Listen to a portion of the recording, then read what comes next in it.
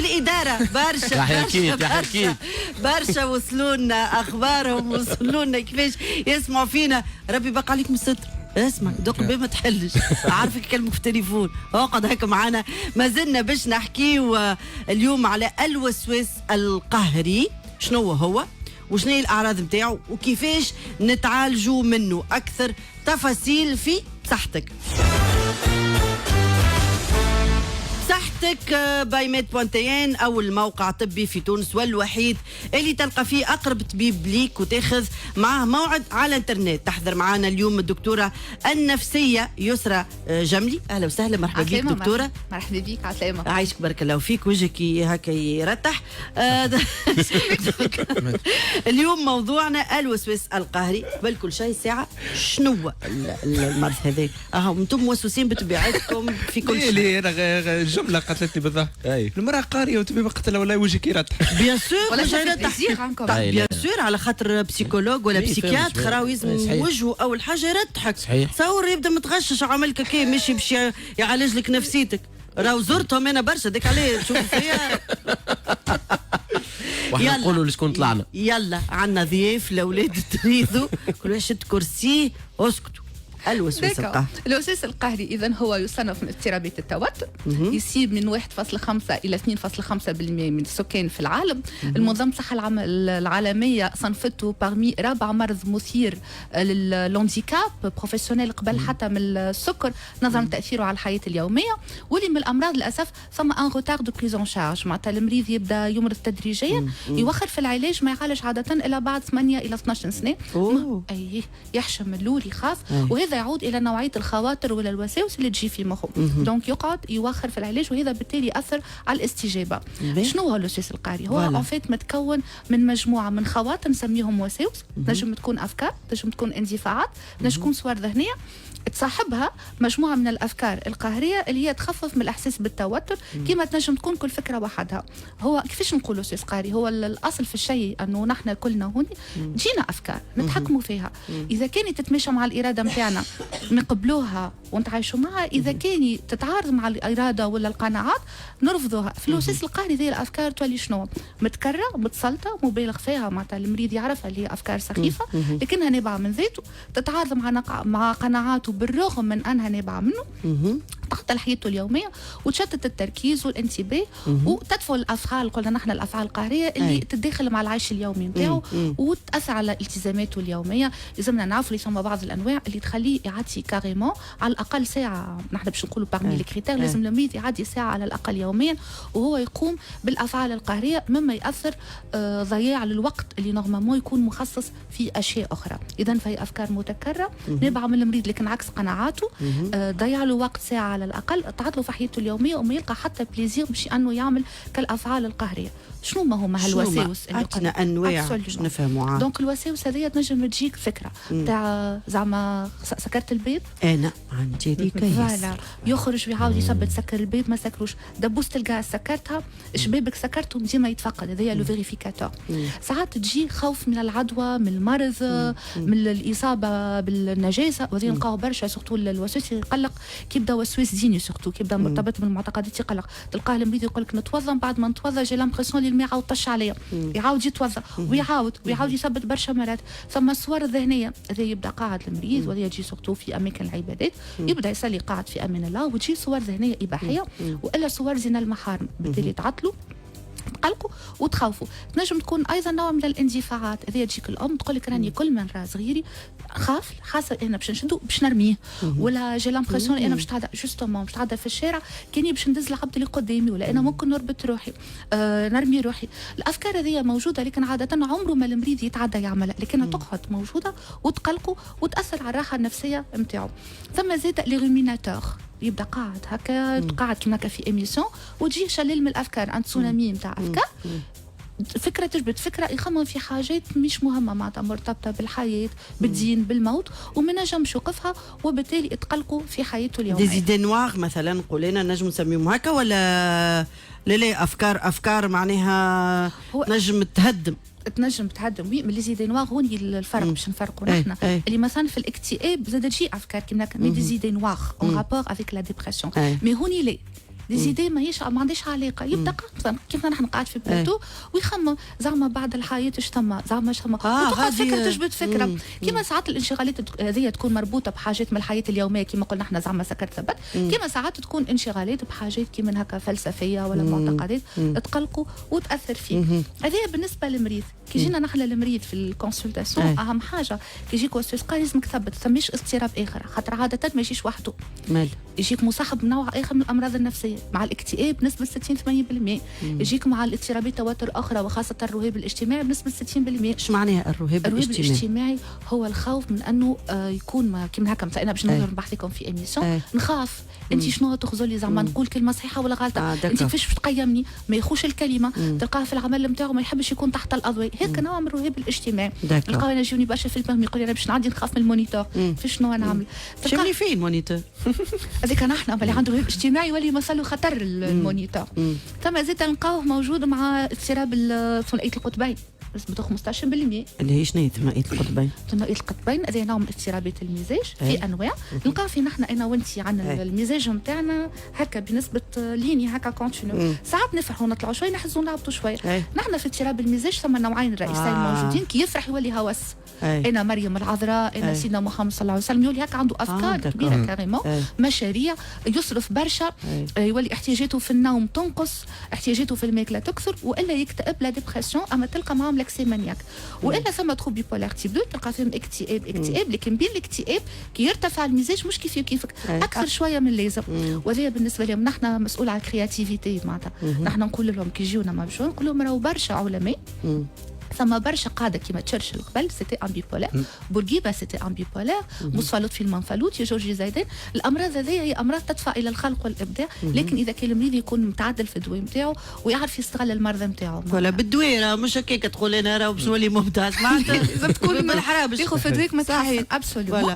سينون ثم المرضى الفصام سكيزوفريني ذولي نعرفوها توانسه سكيزوفريني عندنا منها نسكت نحن نستعملوها في الجاركون تاعنا صحيح. لا بتفديك احنا ما هي لطف مرضى ياسر غاف بارمي لي مالادي كرونيك وتقلق بالكدا بنسبه 10-15%. وساعات المريض الوسواس القهري كي يجيك لي زوبسيسيون نتاعو يبداو مش طبيعيين مش كيما نعرفوهم، لازمك تخمم على حاجه تقول يا طلاشي سي مود دونتري، قاعد يحذر ممكن في المستقبل سي سكيزوفرين اللي قاعد يظهر كيما هكا. هذوما حاجات لازمنا نستبعدوهم. نشوفوا زاد فماش ادمان نتاع ماده مخدره يجيك، خاطر برشا مسكنات كي يتقلق يولي يدمن على الكحول، يدمن على مواد مخدره. نشوف فماش افكار انتحاريه موجوده. هذوما يلزمنا ونقيموا تاثير المرضى هذا على الحياه نتاعو وعلى التزاماته وعلى حياته الاسريه كاريمون، خاصه شكون يولي ما عادش يخرج من الدار اي سا ريبريزونت ان هانديكاب كاريمون.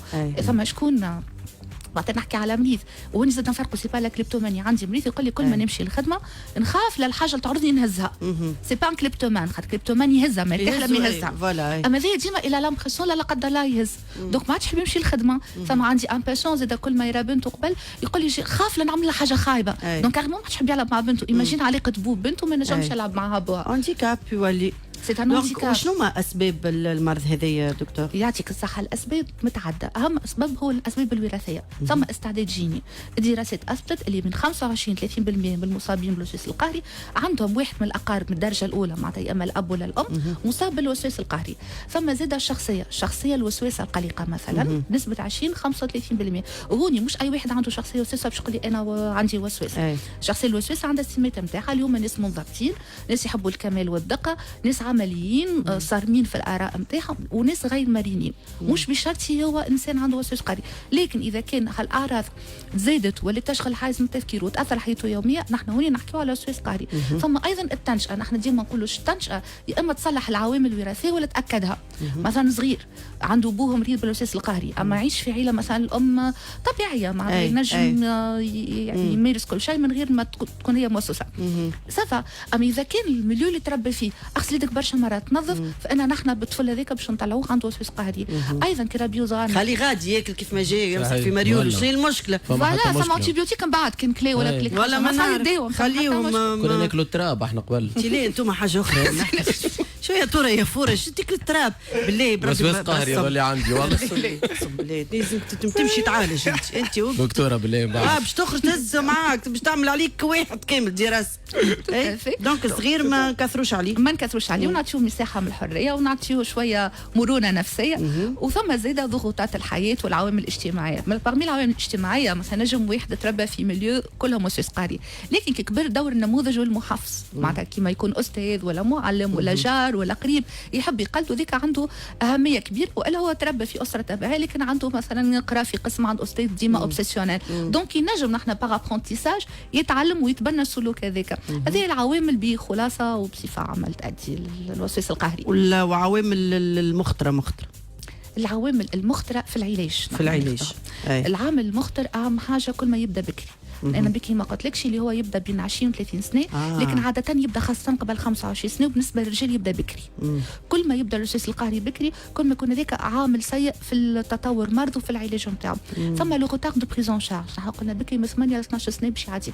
كل ما يوخر خايب، كل ما يكون ما عندوش ان بون سوتيان. نحن في حياتنا محتاجين مجموعه من المحافظين، الاصدقاء اللي عنا فيهم ثقه يعاونونا في الامراض يكونوا هوني موجودين. كل ما يكون الانسان يفتقدهم كل ما يكون يمرض ما يلقاش الاحاطه، وخاصه في الوسواس القهري. اذا كان المرض جاي وحده من غير اسباب ادت الى ظهوره وحده، كان ساعات ضغوطات حياه تؤدي وسواس قهري، هذاك تسمى فاكتور دو بون برونوستيك. اذا كان ثم ادمان ماده مخدره زاد ادمان ماده يقلق في البرونوستيك. اذا كان ثم اختراف الشخصيه موجود، هذه كلها عوامل تؤدي انه المريض هذايا كي يجيك تعرف اللي هو ماهوش يستجيب للعلاج بسرعه كما اي مريض. وهوني راه في العلاج نعرفوا اللي هو من اضطرابات التوتر فعلا، لكنه من اصعب انا اسميه من اخيب اضطرابات التوتر، يستحق جرعات اكثر من الجرعات الاخرى، مده علاج اطول، معناتها حتى مده تقييم العلاج اطول، ونسبه الغشوت بعد ما يتقص الدواء ثلثي المرضى يعاودوا يمرضوا. هي مرض مزمن جوستومون، وحتى بالدواء 50 الى 60 كهو بالمرضى ثم استجابه. نلقاو برشا 40% نسميو نحن دي ريزيستون. تعطي لونتي ديبريسور الاولاني تستنى 12 جمعه وتعطي دوز اوبتيمال اقوى من الدوزات الاخرين، بعد تبدل ما يتحسنش تعطي معاه العلاج السلوكي المعرفي بمعدل حصتين في الاسبوع على مده 6 ل 12 شهر. مثلا مش تحسن وقتها نجم نقولوا سي ان توك ريزيستون، وبالفعل يشكل ان هانديكاب. وهوني نحن مش بدنا على العلاج، خلينا نحكيو على انواع العلاج. اي ماذا بيا اول حاجه زيد كيفاش يشخص المريض المرض هذا نتاعو، معناها كيفاش يفيق بيه بكري. خاطر انا مثلا تقول لي تحكي تسكير الباب ولا شبابك ولا حاجه نجم نرجع لها، معناها انا عندي فيها الحكايه هذه. ما تصيريش كل يوم، مش كل يوم انا نتفقد في الباب سكر والا لا ولا لا، ما نبدا ان بو ستريسي ولا ما عندي برشا حكايات، دونك مخي يبدا ماهوش مرتب كيف ما نقولوا، ماهوش منظم.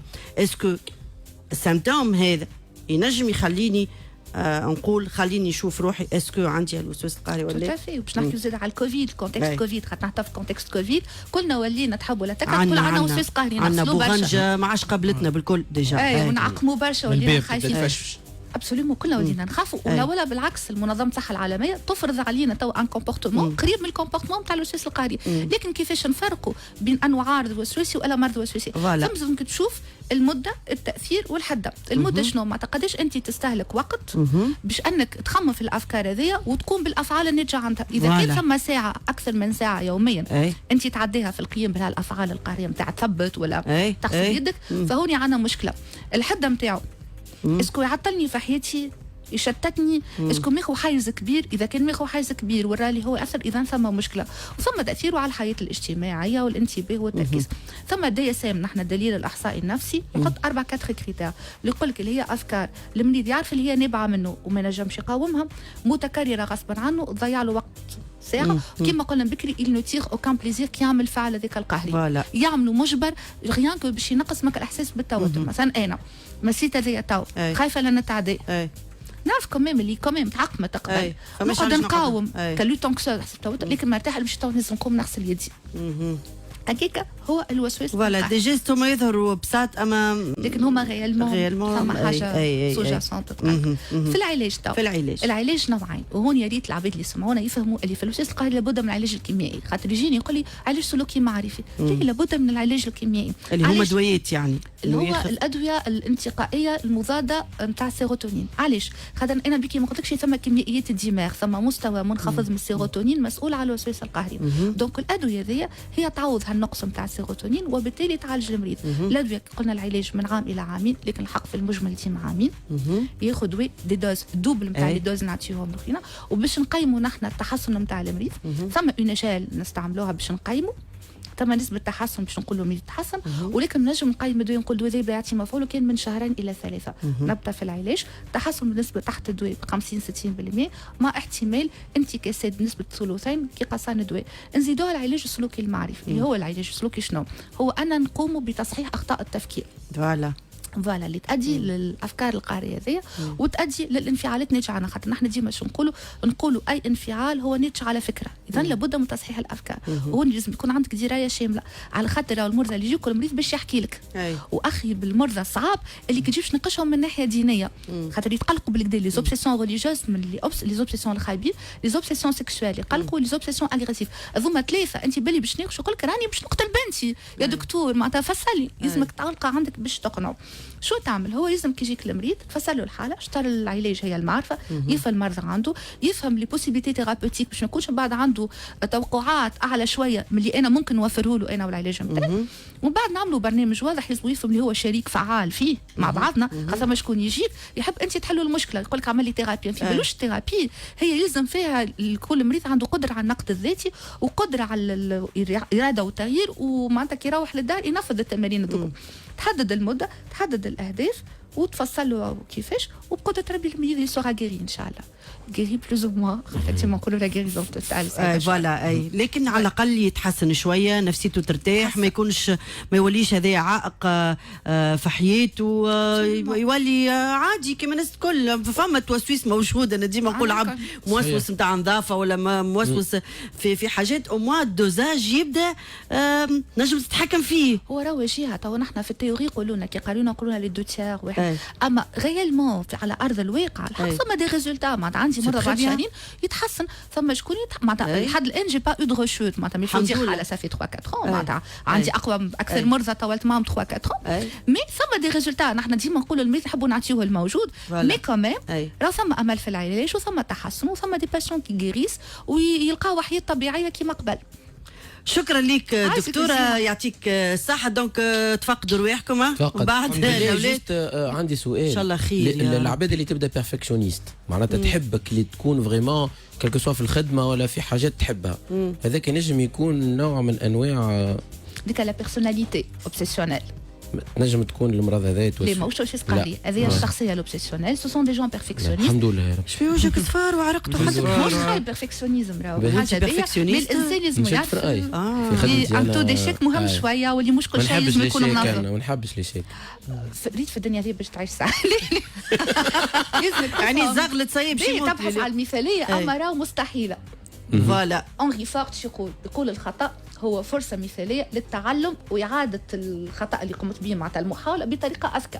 دونك نحن نتعلموا من الاخطاء، فمش انسان مثالي تولد. الحمد لله يا رب. الحمد لله. بالنسبه بليا هو تحل ديبات بالنسبه بالحق انا بالنسبه للاطفال انا خاطر سيء ديما نسال على ولدي. عندك الحق والله. بالنسبه للاطفال مثلا فما صغار في عمر معين 9 سنين 8 سنين منطق الكومبيتيسيون ما يحبوش على خاطر يخاف لما ما يكونش باهي، يخاف لما يجيش الاول، يخاف لا يغلط، ما يحبش العباد تغزل له كأنه هو ما نجحش في العمليه هذيك في عمر معين. اسكو الحاجه هذه تنجم تنفلونسي معناتها لا معناها تنجم تتنحى، تنجم تولي في بلاصتها حكايه اخرى، معناها يتعلم اللي كومبيتيسيون راهو حاجه باهيه في الشخصيه هذاك الكل. احنا اون فيت بالعكس نقولوا ما لازمناش نعلموا صغار ونربيهم في بيئه تنافسيه، لازمنا نعلموا صغير نحن نحبوه ونقبلوه كيما هو كان ومهما كانت النتائج نتاعو. ولا توا نحن نعلموا في لي بارون اللي لي انتيليجونس سون ديفيرونت، مش كان الانتيليجونس في القرايه، ثم الانتيليجونس ايموسيونيل، ثم ارتستيك، كل واحد. انا ديما نقول فوالا كل واحد ربي شنو عطاه الموهبه نتاعو. سي فري هو مطالب يكون عنده مستوى معين من الثقافه والعلم باش يخولوا نهار اخر باش خاطر زاد ان سبورتيف مثقف باهي، ان ارتيست مثقف باهي، مي مازمش صغار الكل يجيبوا 18 معدله، مش صغار كل شحال دي انجينيور دي افوكا، كل واحد وين باش ينجح. اما شنو لازم نعلم صغيري لوج وين الموهبه نتاعو باش نحافظوا باش يتميز فيها، نعلموا انه يقرا يبذل المجهود نتاعو، يلزمو يبذل مجهود والريزولتا بو امبورت، il n'est pas censé يكون الاولاني في القسم، بالعكس احنا زي نصلحوا فيها هذه الاخطاء التفكير والاخطاء نتاع ان enfant يخمم هكا سي اون بون شوز معناتها. انا زاد عندي صغار نشوفهم معناتها في الانتوراج نتاعي كي تبدا لهم اقرا قول لهم ماما ما تسالش راني بعد باش ننجح، واحد من غير اقرا معناتها ليسونسيال بور موا سورتو ان enfant حتى لاج دو 12 ans الحق يدوا تيتر هورو، يلزمو يلعب، يلزمو يعمل سبور دي اكتيفيتي، والقرايه اكيد مهمه اما مش لازم تكون الاولى نتاع القسم. داكوردو شكرا ليك، ما حشناش بالاولى نتاع القسم، حشنا بصغير يبدا ايبانوي شيخ مفرهدوي. ليه جوست عديو تخلصوا سي الكونسلتاسيون. عندي انا تو انت مع الدكتوره من بعد. فوالا هو الاسيستون. يعطيك الصحه. شكرا ليك دكتوره يسرى جملي طبيبه نفسيه، شكرا لك على المعلومات الكل، شكرا لك يفضلك على الموضوع المهم والمهم جدا. نحن نمشي وقاية هذايا فاصل صغير ونمشيو موزيكا وراجعين.